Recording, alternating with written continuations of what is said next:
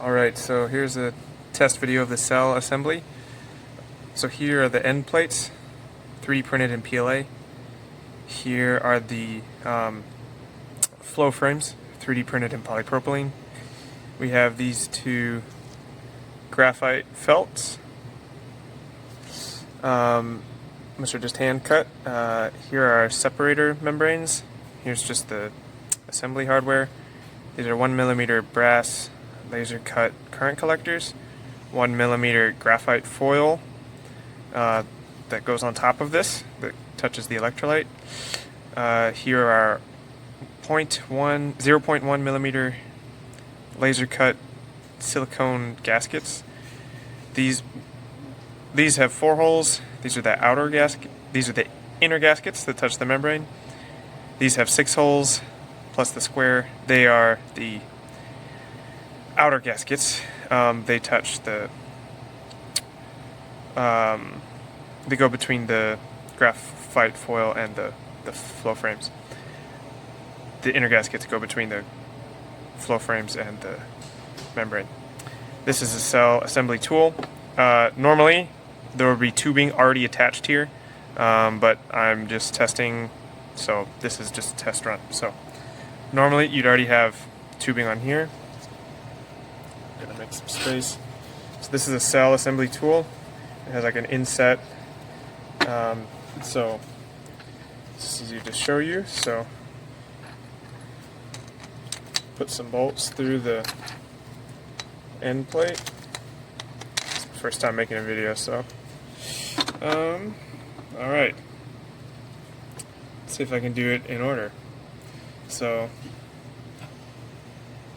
put down a So also, these bolts are coated in packing tape, so they're insulated here. So they're not making electrical contact with the current collector that I'm about to put down.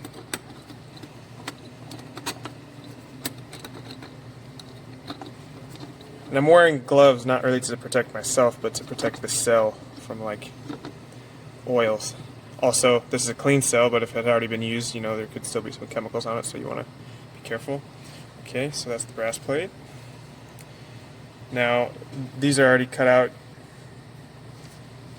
I punched these out and with hole punches and an X-Acto knife. I used just like a paper, I printed out a paper guide. Okay.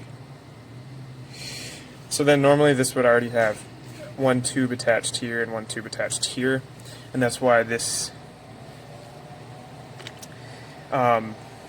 this raises it off the work surface so that you can put the tube through. So, oh, forgot a step. This is where we put our first outer gasket with 6 holes. Drop this down. Okay. Alright, now, yep, the holes are in the right orientation. Now we put, again, this would have tubing on it.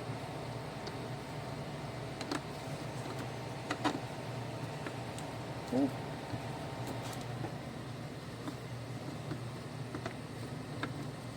Okay. Now we can put a 4-hole inner gasket. These silicone gaskets can kind of attract a bit of dust, but it's good enough for non-government work. Okay, now you'd put a graphite felt in here. This is a 2 square centimeter active area. Then I'm using Deramic 175, which we got as a sample. There are different. It's hard to pick up. I don't want to bend it or fold it too much. This is thin and not really designed for application, so we're stacking them 3 thick. I've cut them in about 2.7 meters square, but as you can see, it's a bit sloppy. But so we just set those on top there. Sometimes we'll put a membrane frame in. If like we have a really thick membrane, it'll cause a bit of uneven compression, but this should hopefully seal. Then we put on another 4-hole inner gasket, silicone. Drop it down.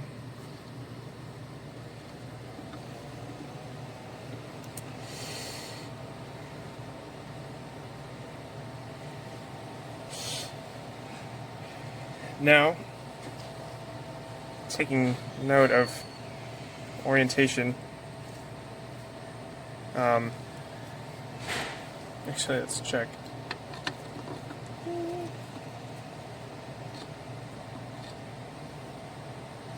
Okay, yeah, we don't have full polka yoke on here yet. I'm making sure the barbs, okay, so these barbs are aligned vertically. And again, this would already have tubing.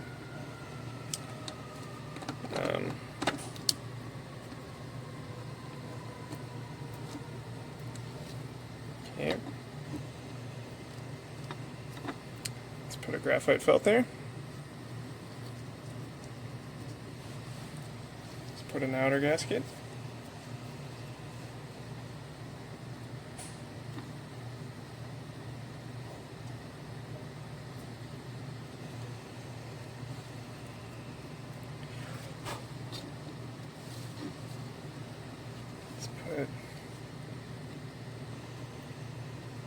Oh no, that's the wrong way. Graphite foil.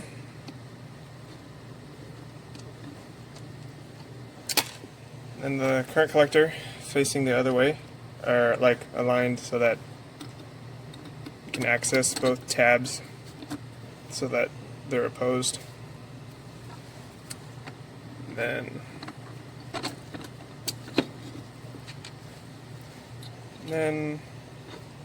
so these are obviously cut a bit long, and I lost a nut somewhere. I'll cut these down to size. This is just for illustrative purposes.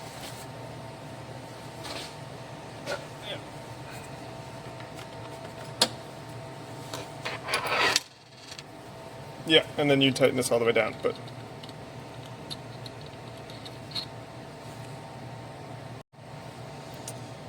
yeah. And so, assuming these, were cut to length, I can't thread them down because the packing tape was for a thicker cell, but this is what you'd have, and you'd compress it down. So, you compress this all the way, and the tubing would already be on here because it's difficult to load the tubing once it's already assembled. So, alright. So here's the jig. So here's the cell. It's not compressed. You'd have 6 pieces of tubing, 3 on each side, connecting the pumps, the reservoirs. Or no, 1, 2, yeah. Connecting the pump to the reservoir, to the pump, to the cell, and then back to the reservoir on each side. These are stepper motor driven peristaltic pumps loaded with PTFE lined tubing. Then there's 5 wires on the backs of these pumps. You can control the direction and the speed and measure the speed of the pumps. This is an Arduino, and so there's a wiring diagram, color diagram. You can just, as these wires come, put them directly into the right pins here. And then that is connected to, this is a 24 volt wall wart power supply, just plugged straight in there. And